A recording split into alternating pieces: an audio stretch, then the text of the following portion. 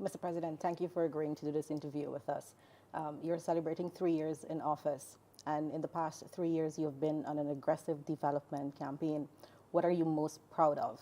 Well, to begin with, the work that we have done in the last 3 years required a team effort. So I will not dare take credit as if it was a self-assignment. This was Team Guyana and a team assignment. I have a great team with me, and we have set ourselves the task of advancing a rapid-paced development agenda that will bring prosperity to every Guyanese home, that would uplift the spirit of Guyanese, that would uplift Guyana, that would reposition Guyana in a regional and international space as a country that is viable, a country that is sustainable, a country that is competitive, a country in which there is great respect, respect for the rule of law, respect for our democratic principles, and respect for our people. And I would say over the last 3 years, outside of the massive advancement in the implementation of our manifesto and the commitment and promises we made to the people of Guyana, we have almost completed our manifesto. The mere fact that Guyana is held in such high international and regional esteem, that our country has positioned itself in a place where we all can be proud, I think is something that we all should celebrate and must celebrate as Guyanese.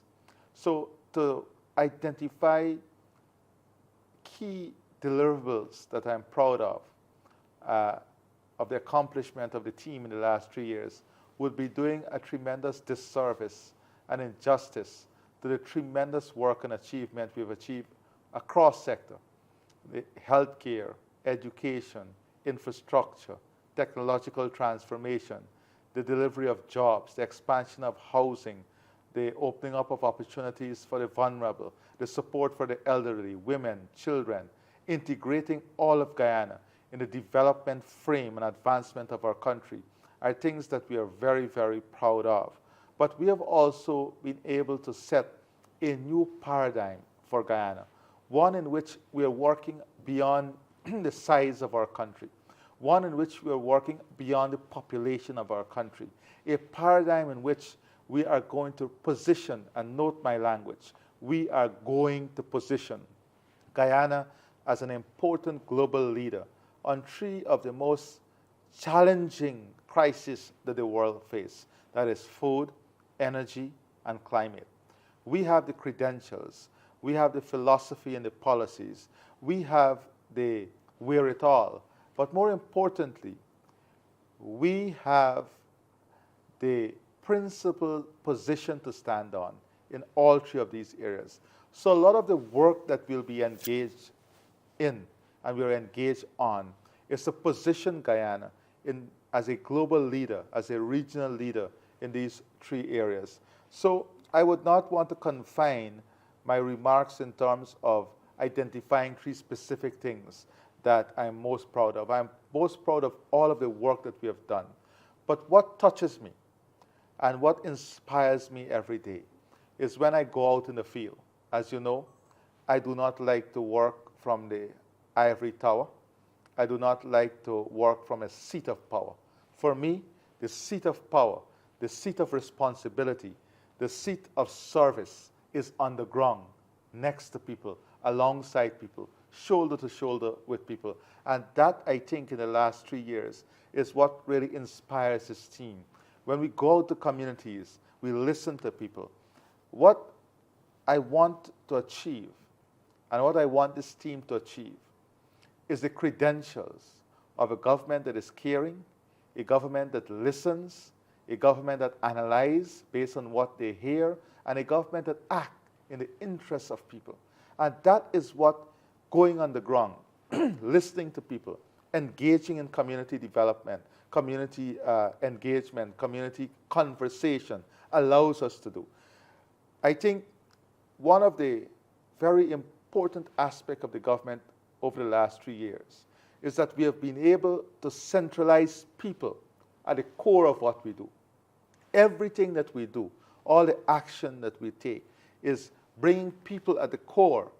And it's not a hierarchical movement where someone is at the top and passing things down at the bottom. It's a matrix approach to leadership, a matrix approach to development, a matrix approach to service, where the government, the people is at the center, and the service that the government offers surrounds the people.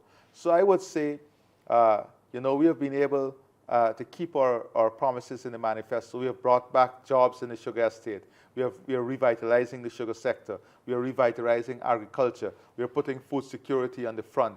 We are investing in human development, in the modernization of our country, in the technological advancement of our country, bringing the infrastructure that will support the best possible health and education deliverables and service to our people. This is what makes me proud. What makes me proud is to see the enthusiasm, is to see the positivity that exists in our society, that exists in our country, and to see the new realm of respect that Guyana is given, and the new space Guyana is given at the regional and international level in demonstrating the type of leadership that we can present in resolving and confronting the challenges of the world. And as we speak about challenges, none of what you have done so far would have come without difficulties. What are some of the main challenges you have encountered personally as president in accomplishing much of what you have over the past 3 years? I think we set ourselves a very rapid agenda for development that requires strong time management. It requires utilizing as much time as I can find and the team can find to working in a hands-on way for the advancement and the delivery of our promise. That is a major challenge, especially in a country where the human resource pool is not elaborate.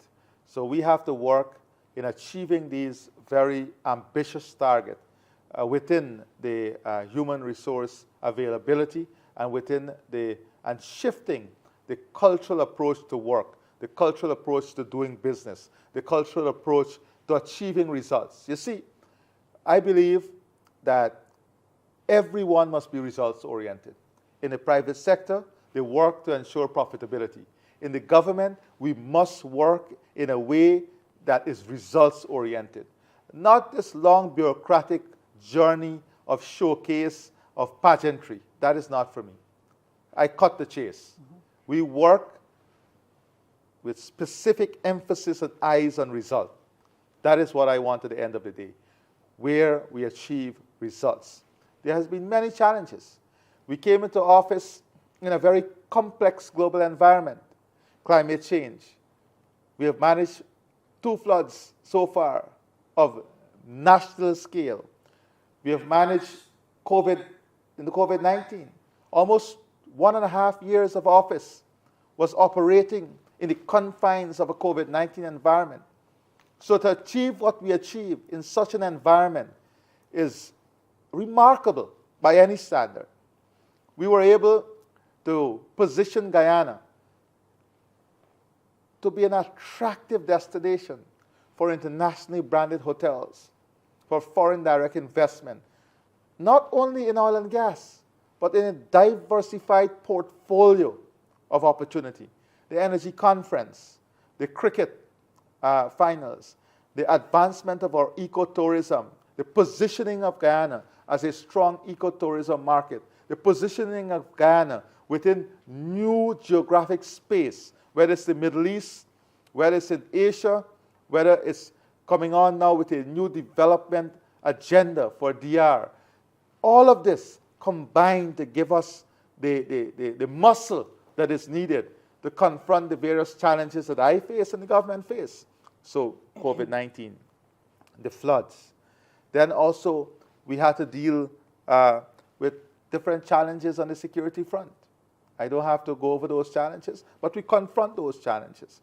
We have to deal with the challenge of the political context that we operate in, the political environment that we operate in, one in which you have, and I keep saying this, one in which you have an opposition that continues to operate as if they sit in the seat of the high priest and still present themselves in the seat of the high priest with a sinful soul of the desire of the devil. What do I mean? The first thing you learn is that you must confess your sins.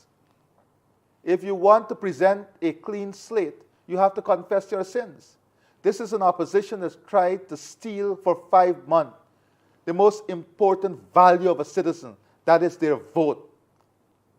Try to steal a country, try to steal democracy and bring Guyana to the fold of being in an undemocratic realm of countries, and presents themselves from the seat of the high priest. I find that offensive. I find that disturbing. And that is a threat to national democracy. That is a threat to the freedom of people. So that's a great challenge, to ensure that in this political environment in which we want to build this one Guyana, that we get the opposition to understand that democratic principles and value are not seasonal principles and value, that the rule of law is not seasonal, that respect for the rights of people is not seasonal. This is something that must be embedded in your principles and in your policies and your values that make us a nation, that make us a democratic country. So we have confronted all of these challenges. We have confronted a group of people that are bent on using an old, useless tool of racism to mobilize people.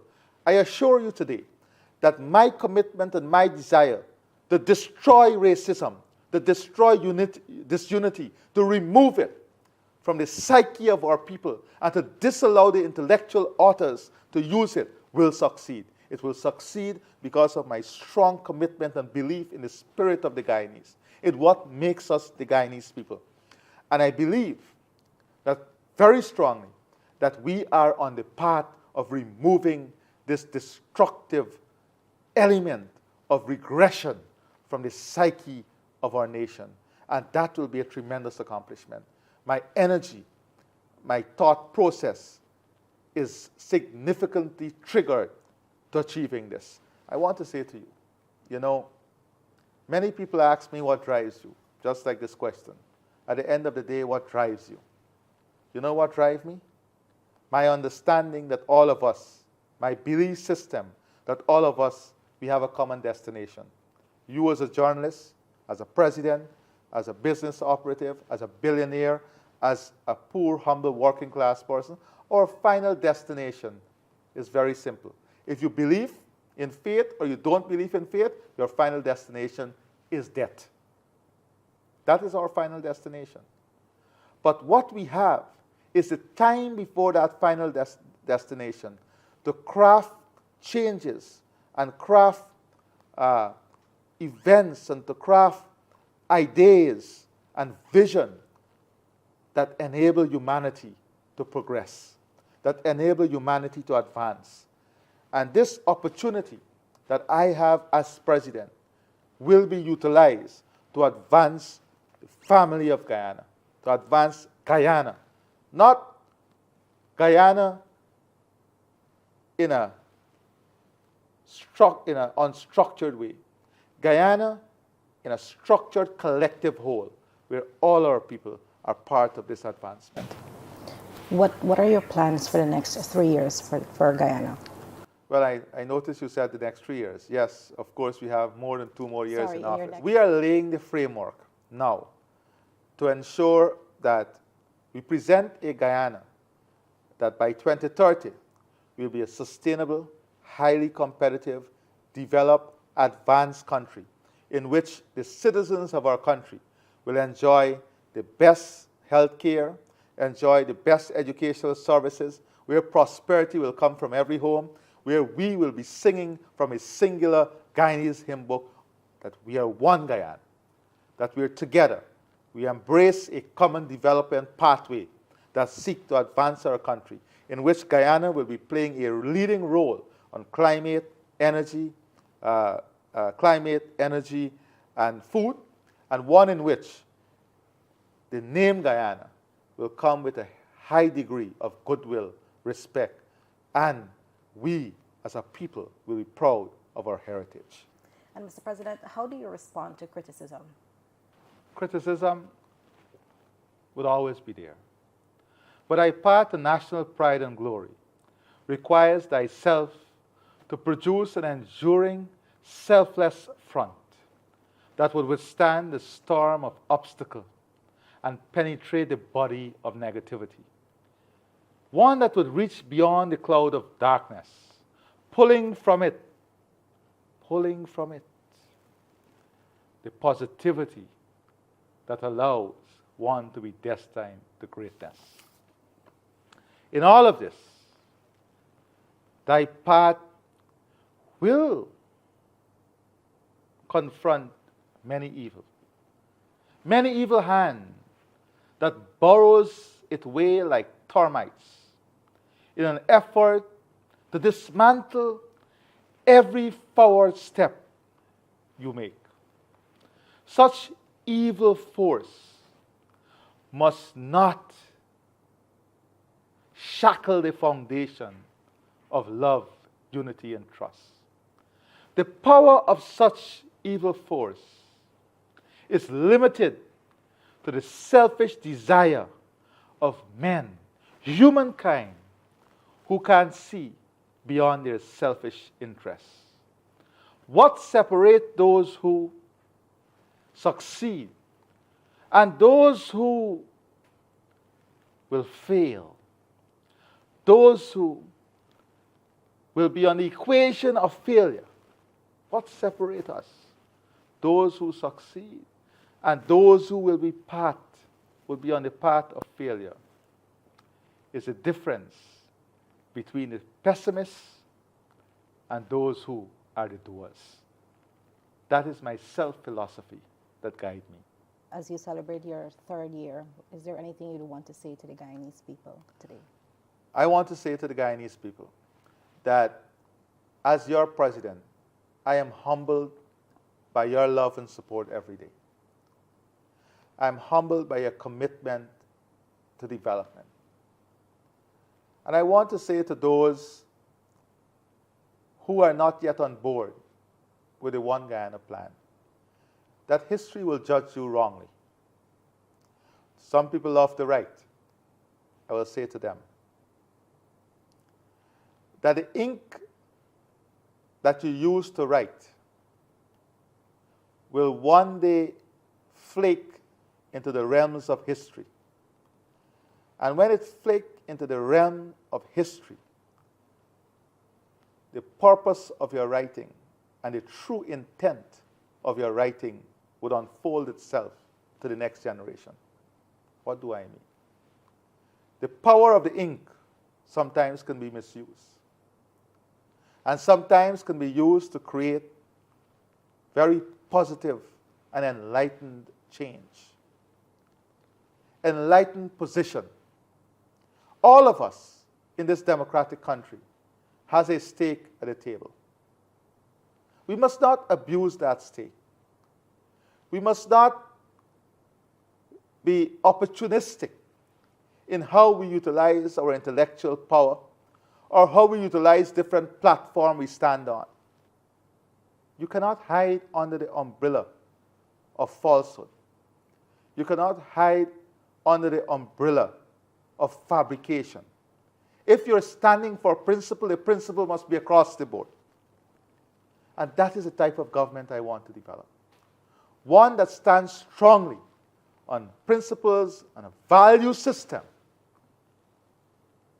A value system that supports who we are as a people and as a country. You know, you asked me earlier about my style of leadership.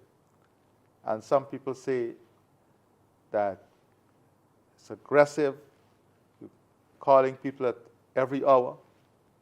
But if we don't have that strong desire and that aggression that is critically needed at this juncture in our development, then we'll miss the boat.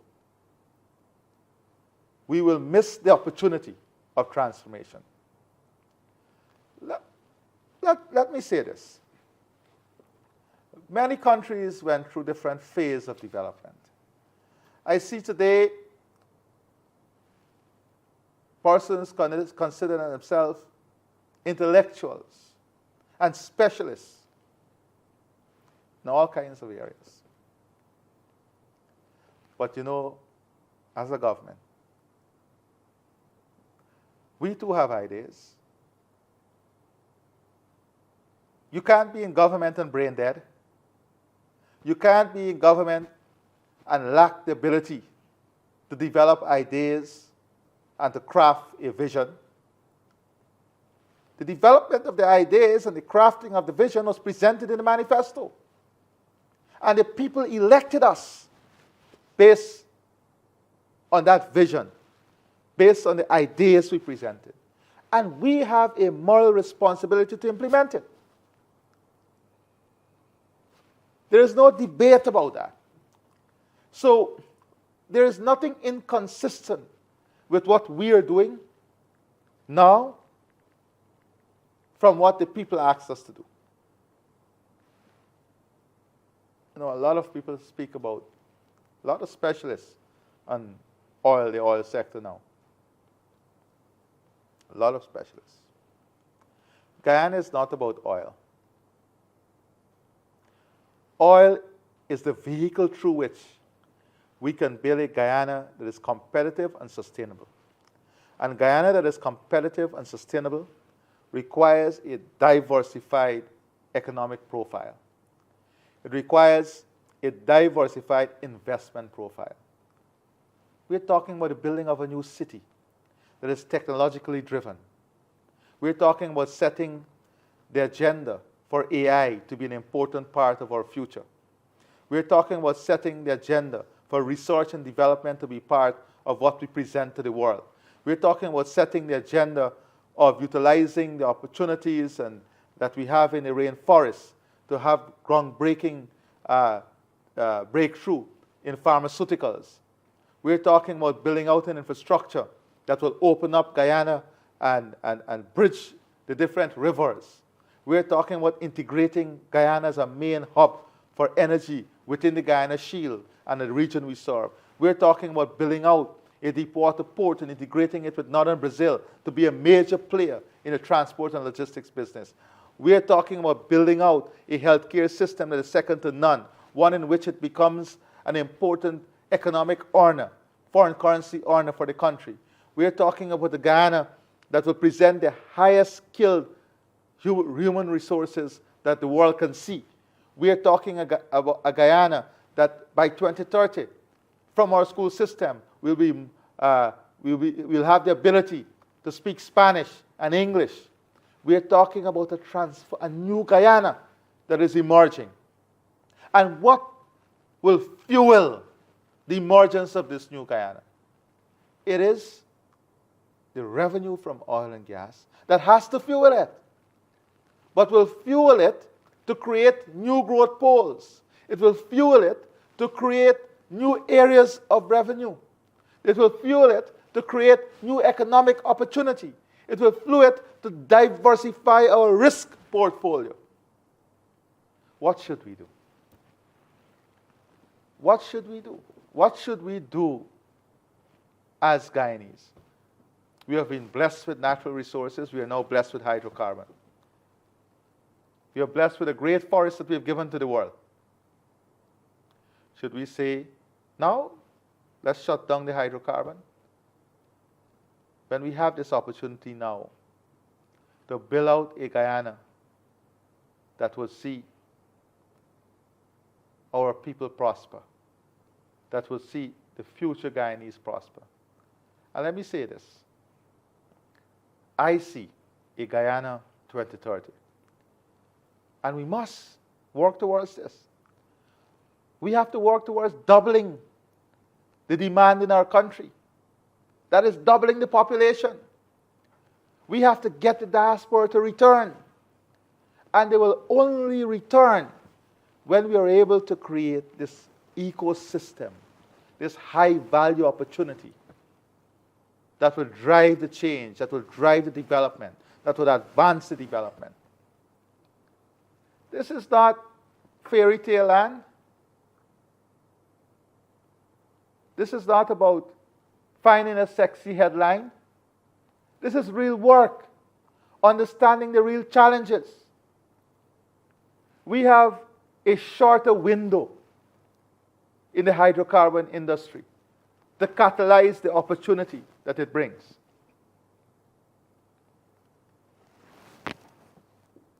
Let me look at the reality of the world we face in. For us to achieve the renewable targets that we set ourselves as a world, it requires $4.3 trillion of investment every year.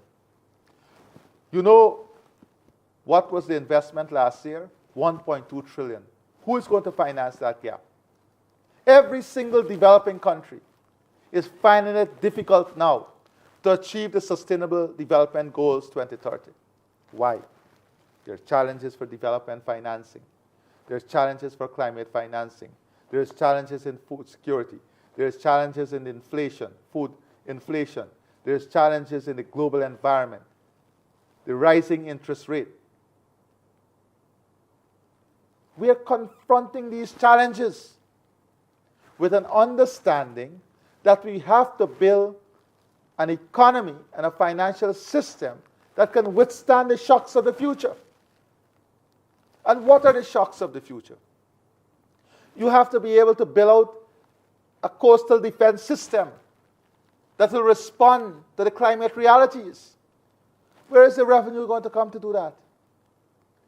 Where are the resources to do that? We have to be realistic. We have to be real. We have to develop and build an agricultural sector that is modern and competitive, that is resilient to the challenges of climate change, the market volatility, and build it in such a way that it offers opportunity to the rest of the world. It requires investment in D&I.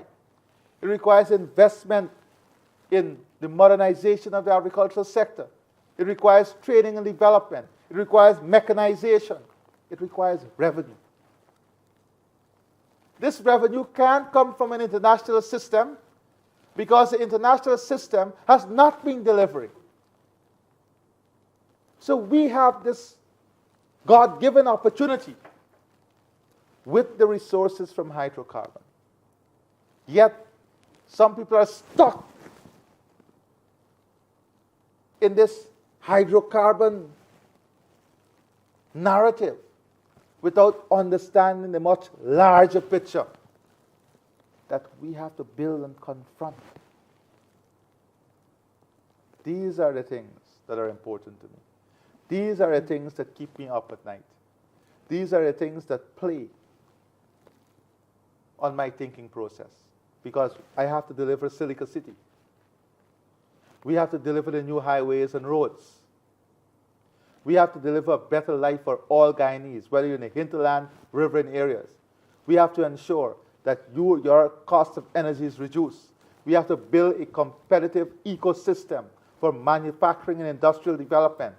We have to build out a national policy framework so that regional headquarters, international headquarters can come to Guyana. We have to be able to create a demand for the services we are building. We have to position our tourism product to be second to none. We have to invest in marketing. We have to invest in the infrastructure to support the tourism product. We have to think big. I'm already thinking beyond 2030. We have to think outside of the box. How can we create a new ecosystem around a concept of the Mall of South America in Guyana?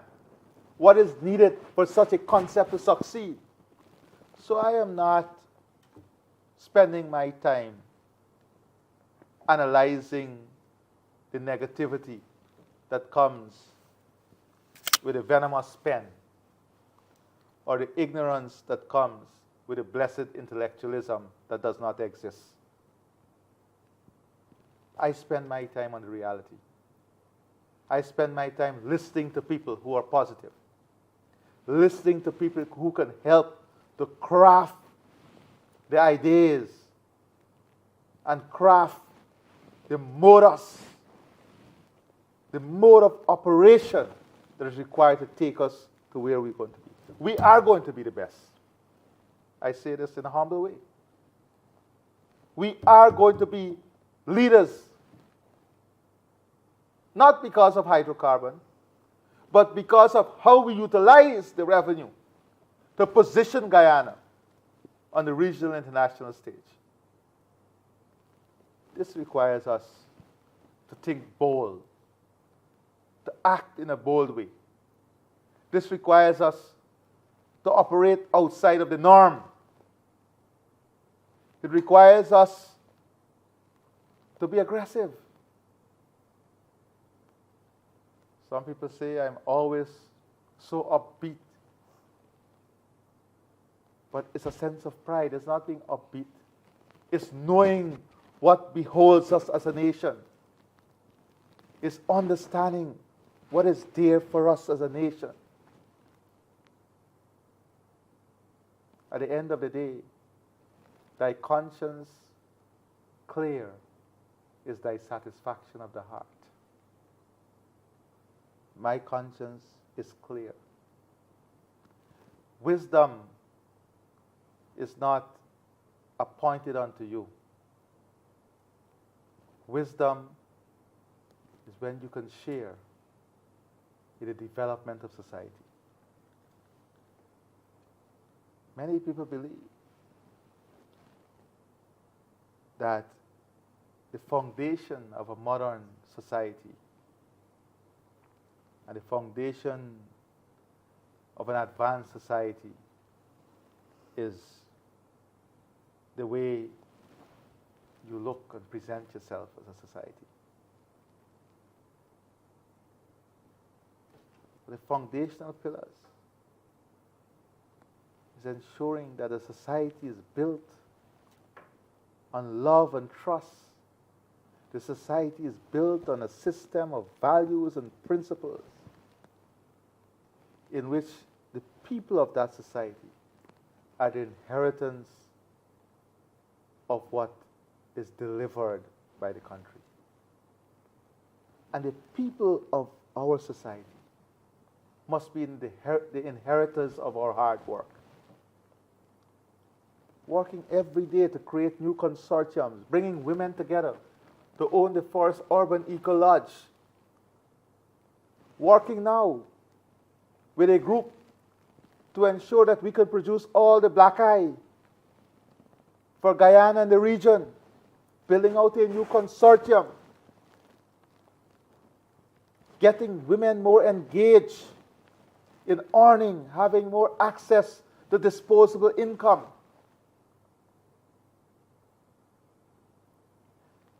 My time is consumed by the desire for a better Guyana. My energy is captured by the imagination of the possibility that exists before us. And that is what drives me at the end of the day. So I say, can we do it? There is no other choice. Yes, we absolutely can. You're clearly passionate about development of Guyana, Mr. President. And if I may, your 3-year anniversary is greeting you as you're wrapping up your first trip to China. Would you care to expand on some of the meetings you've had and elaborate on how successful they were? Well, first of all, I will have a complete press conference to deal with China. But for one to ignore China, India, the US in our development would be a grave mistake. The level at which and scale at which these countries are operating and the opportunities for collaboration, the opportunities for partnership are enormous. And that is why the private sector is here also. Because the role of government is to open up opportunity, is to create the path through which the private sector can grow, through which the private sector can be able to recreate itself and create wealth. And that is what we have been doing. China is a great partner of Guyana, and 50 years of diplomatic relationship, cooperation, and friendship is enormous. I had very elaborate and significant discussions with the President and Premier. They have underscored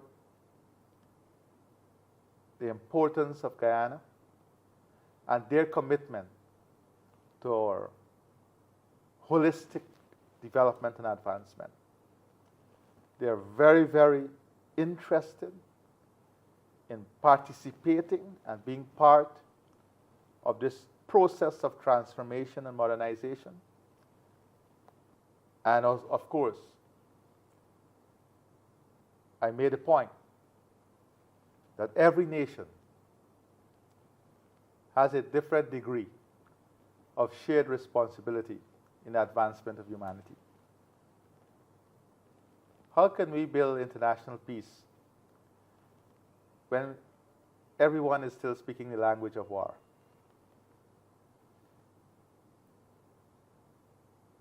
How can we build international peace when what drives us sometimes is balance of power? Where is the balance of responsibility? I think as a global community, if we understand our shared purpose, our shared responsibility, and put humanity before everything else, we're able to craft a safer environment, a safer global space, one that would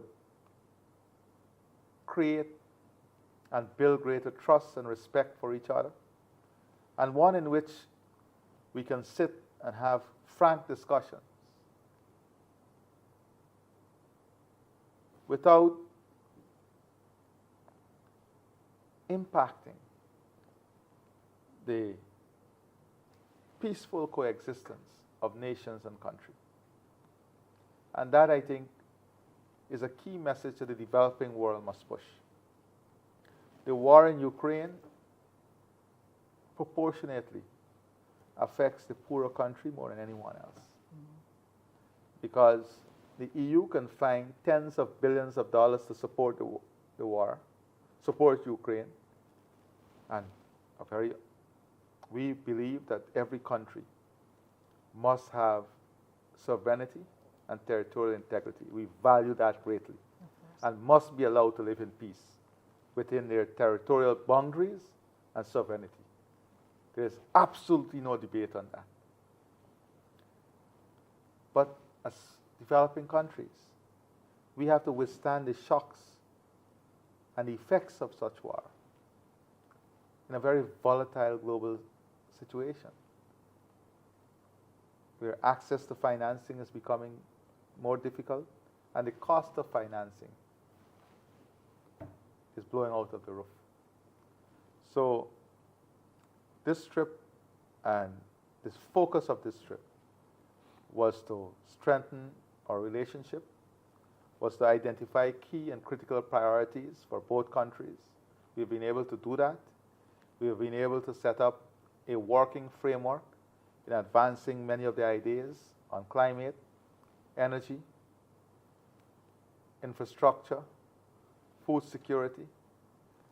So we have been able to put forward our ideas, the opportunities that reside in Guyana in these areas, and work out a mechanism through which we'll advance work. And I think that was very critical at the speed in which we are moving. Thank you very much for speaking with us, Mr.